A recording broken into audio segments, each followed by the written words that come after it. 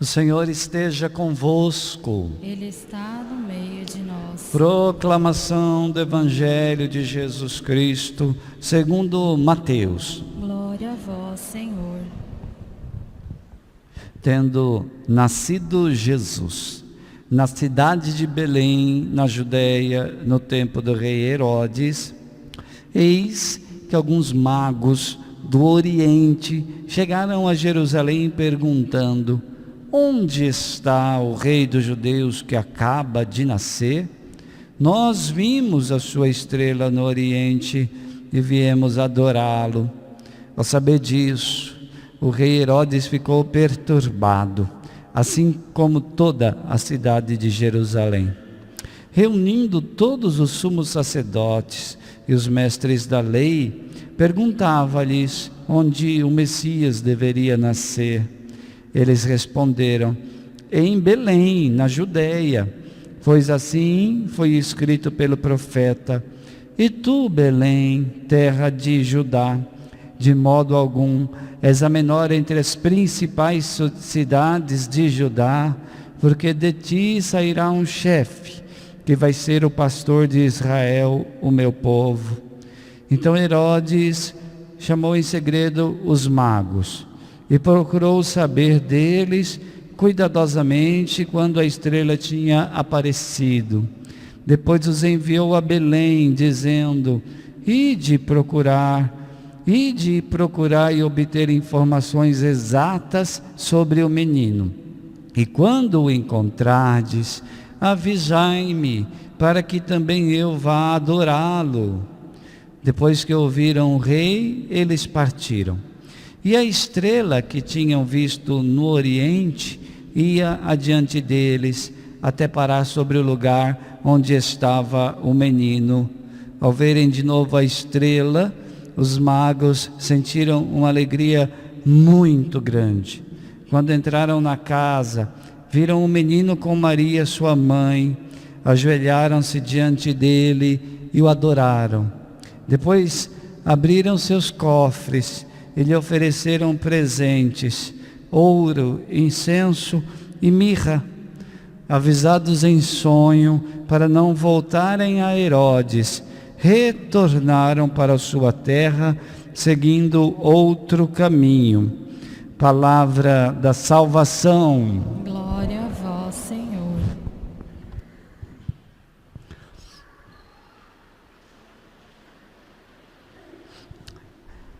Epifania do Senhor.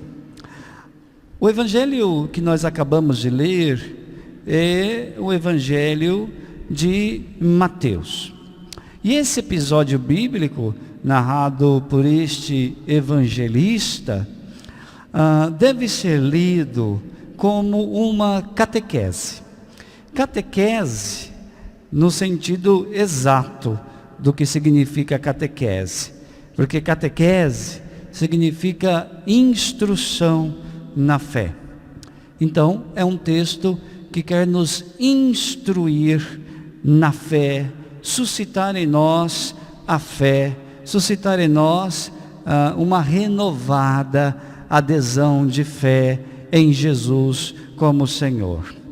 Então, o que nos ensina a catequese dessa palavra de hoje? É muito rica, muitos significados.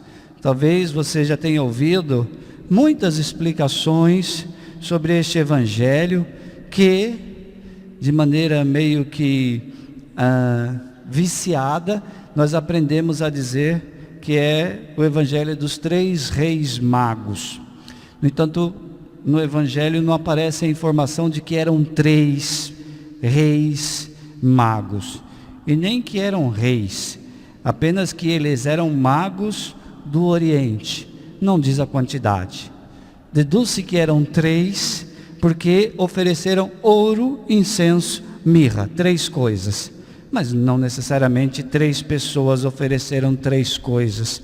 Poderiam ser mais pessoas oferecendo essas 3 coisas. Pois bem, mas o que nós podemos extrair hoje? Qual é a catequese? Qual é o ensinamento que nós podemos aproveitar para a nossa vida hoje. Talvez nós possamos destacar aqui hoje algo que esse texto ensina, olhando essas personagens dos magos do Oriente, olhando sobretudo a atitude deles, a atitude de ofertar. É aqui que eu gostaria de que prestássemos atenção para absorver o ensinamento. Atitude de ofertar a Deus. Veja o que diz o versículo 11. Quando entraram na casa, viram o menino com Maria, sua mãe. Então, os magos do Oriente entraram no local onde Jesus tinha nascido. Primeira coisa que eles viram o menino com Maria, a sua mãe. Depois, ajoelharam-se diante dele, o adoraram e depois abriram seus cofres e lhe ofereceram ouro, incenso e mirra. O evangelista destaca que os magos, é importante a gente entender a palavra mago. A palavra mago não significa que eles eram feiticeiros, não significa que eles faziam magia. Tem gente que fala, está vendo, a Bíblia fala dos magos, então é bom, né? Os magos foram lá adorar Jesus, então está ok fazer magia, fazer feitiçaria. Negativo. Não podemos tirar do contexto a palavra no seu significado inicial. Magos significa que eles dominavam uma ciência que era exótica para aquela época, que é a astronomia, não astrologia. Eles dominavam esse conhecimento dos astros e por isso eles eram tidos como pessoas que sabiam coisas estranhas. E daí então a ideia de que eles fossem magos, porque eles mexiam com os astros. Mas, repito, eles dominavam não a astrologia, que é, por exemplo, a questão do zodíaco, a questão dos horóscopos, a questão dos signos. Nossa igreja não acredita em astrologia. Eles eram pessoas que estudavam os astros, portanto, astrônomos. E aí, por ter esse conhecimento avançado, exótico, estranho para essa época, eles eram tidos como magos. E eles eram do Oriente, vieram de terras distantes para, guiados pela estrela, encontrarem Jesus. Pois bem, o evangelista destaca que os magos, ou os sábios, podemos dizer que eles eram sábios porque dominavam essa sabedoria, vieram diante de Jesus e se ajoelharam diante dele. Perceba, ajoelhar-se. Por que essas pessoas se ajoelhariam diante de um menino recém-nascido? Qual é o ensinamento que nós tiramos disso? Quando a gente vê um recém-nascido, a gente não se ajoelha diante de um recém-nascido. Por que que esses magos se ajoelharam diante de um recém-nascido? Porque eles reconheceram naquele recém-nascido algo mais que um simples bebezinho. Eles reconheceram naquele recém-nascido Deus. E por isso se ajoelharam e o adoraram. E nesse contexto de adoração, eles abriram os seus cofres e lhe ofereceram presentes, ouro, incenso e mirra. Oferecer presentes. Certamente você já sabe o significado dos presentes oferecidos. Ouro tem a ver com a realeza do Messias. Havia uma expectativa em Israel de que o Messias seria um rei poderoso. Daí então a ideia de oferecer ouro, reconhecendo, portanto, a realeza de Jesus como Messias. Mas ofereceram também incenso. Incenso a gente oferece a Deus, ao divino. Então eles estavam também reconhecendo a natureza divina daquele bebezinho. Ofereceram também mirra. A mirra era um perfume usado para passar no corpo depois de morto. Então se embalsamava o corpo e usava-se mirra. Portanto, reconhecendo a natureza humana, porque tudo que é humano morre.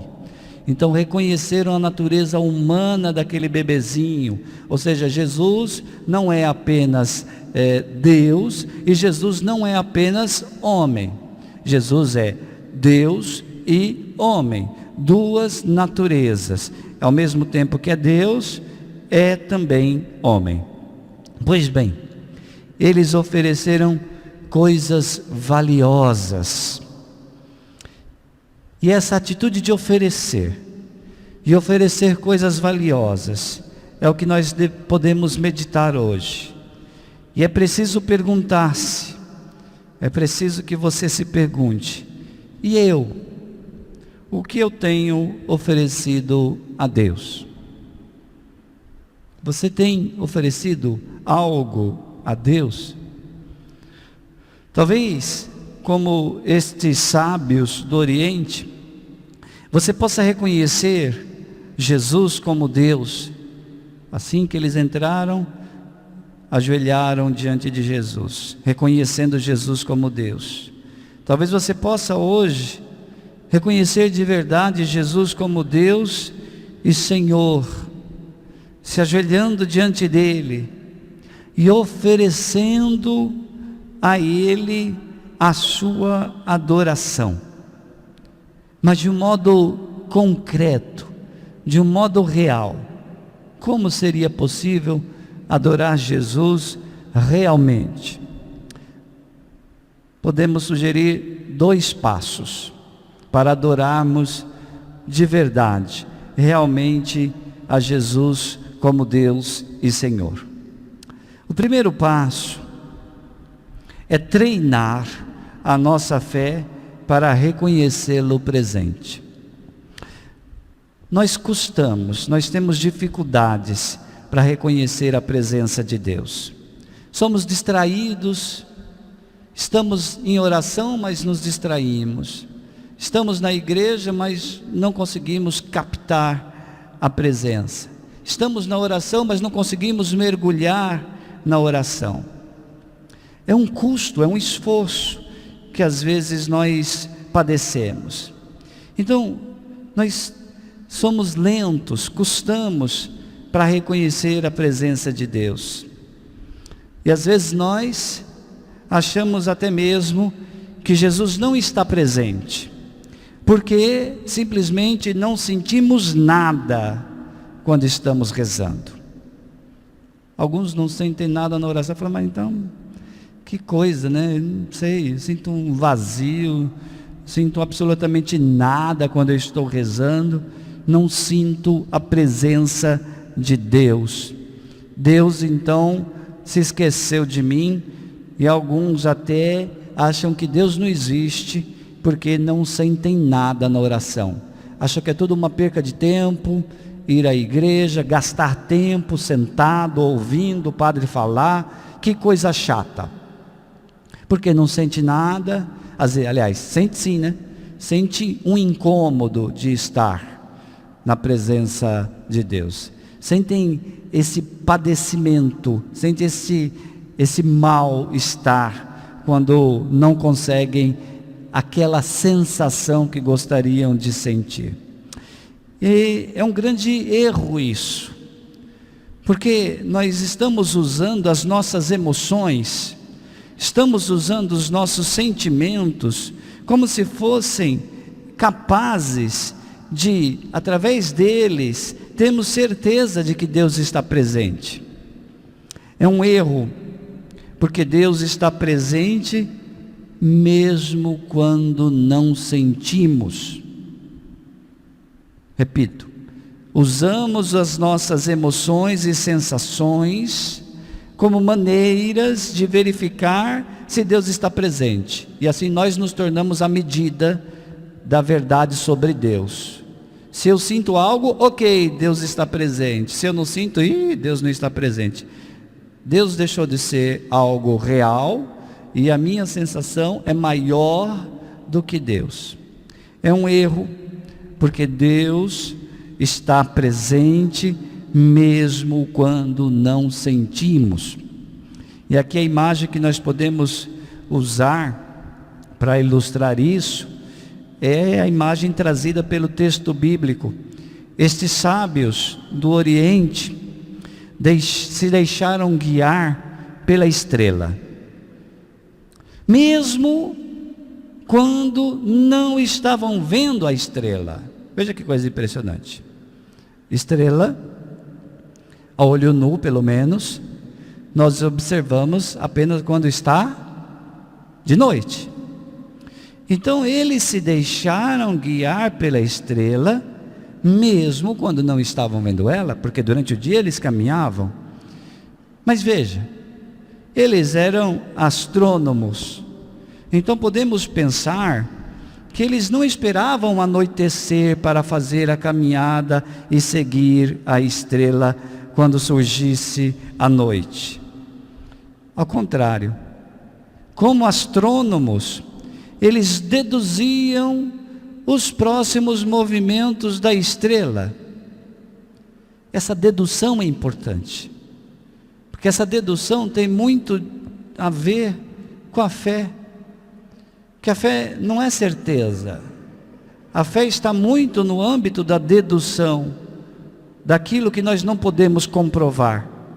Pois bem, eles iam deduzindo os próximos movimentos da estrela, e assim eles se deixavam guiar pela convicção, não do que estavam vendo, porque eles não viam a estrela.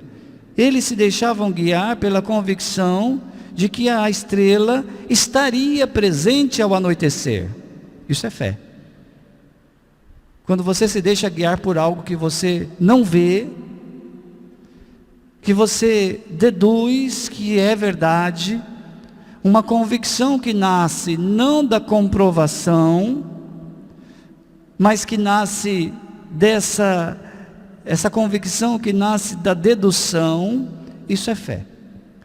Então, e enquanto não viam a estrela, mesmo assim eles caminhavam. Devemos fazer o mesmo. Mesmo quando não vemos o Senhor, nós devemos nos mover. Ainda que não sintamos nada de especial quando estamos na igreja ou quando estamos rezando, devemos ter a convicção de que Ele está presente. Nós custamos também, queridos irmãos e irmãs, para reconhecer o Senhor presente, onde Ele disse que estaria presente. Isso é muito interessante. Nós sabemos que é uma verdade de fé, o Senhor disse que estaria presente em tais situações, mas nós temos dificuldades de reconhecê-lo presente, onde Ele mesmo disse que estaria presente. Por exemplo, Ele disse que estaria presente no próximo. É verdade? O Evangelho, muitas passagens, Jesus disse que estaria presente no outro, estaria presente no próximo. E nós custamos para reconhecer Jesus presente no outro. Às vezes somos até agressivos com o outro, guardamos ressentimentos do outro, e não somos capazes de reconhecer Jesus presente no outro. Então, hoje nós podemos pedir a graça de reconhecer Jesus presente no outro também, porque Ele disse que estaria lá presente no outro, sobretudo no menor dos menores de seus irmãos. Ele disse que estaria presente. Ele disse também que estaria presente na igreja, onde 2 ou mais estiverem reunidos em meu nome, eu estarei lá. E ele diz claramente que essa reunião desses que creem seria sua igreja. Quando ele entrega as chaves a Pedro, ele usa a expressão: sobre ti edificarei a minha igreja. Ele disse que estaria presente na sua igreja. E nós temos dificuldade de reconhecê-lo presente na igreja. Custamos também a reconhecê-lo presente nos sacramentos, que era algo mais sagrado, instituído por Ele mesmo. E nós temos dificuldade de entender Jesus presente nos sacramentos, especialmente na Eucaristia. Ele disse que estaria presente com o seu corpo e com o seu sangue, com sua alma e sua divindade, e nos daria a sua carne para ser o nosso alimento. Precisamos reconhecê-lo presente. Deus não se oculta dos nossos olhos. Nós que custamos a reconhecê-lo presente. É preciso mudar.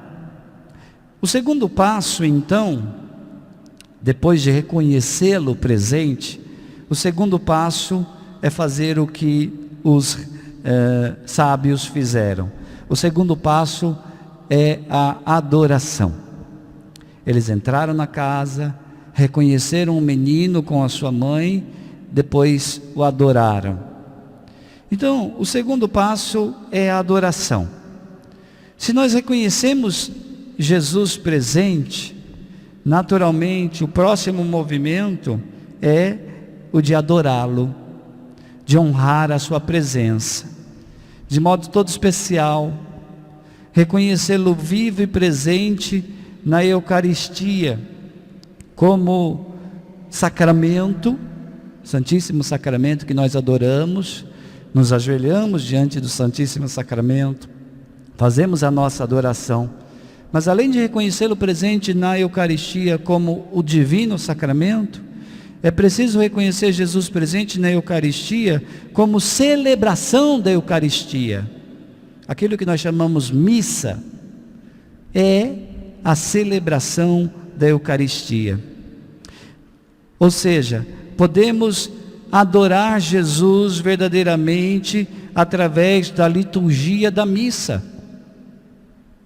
Ao chegar na missa, ou ao chegar para a missa, devemos fazer como os sábios do Oriente. Diz o versículo 1: eis que alguns magos do Oriente chegaram de Jerusalém perguntando: onde está o rei dos judeus que acaba de nascer? Nós vimos a sua estrela no Oriente e viemos adorá-lo. Quando nós chegamos na missa, nós devemos ter a mesma atitude. Devemos pensar: Ele está aqui e viemos para adorá-lo. Por que você vem à missa? Às vezes temos tantos motivos, trazemos pedidos, trazemos necessidades, e tudo bem, nosso Deus ama socorrer os seus filhos, mas por que deve ser o principal motivo de estarmos na missa, se não vir aqui para adorá-lo com todo o nosso coração? Para adorar Jesus na missa, precisamos três coisas. Três coisas devem ser realizadas com intenção de adorar a Jesus. São elas: gestos, posturas e palavras, com intenção de adorar. Meus gestos na missa devem adorar a Deus. Já parou para pensar nos gestos que você faz durante a missa?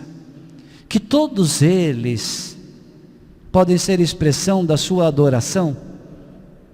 Que quando você vem com essa intenção de que seus gestos adorem a Jesus, seus gestos vão ganhar uma outra qualidade.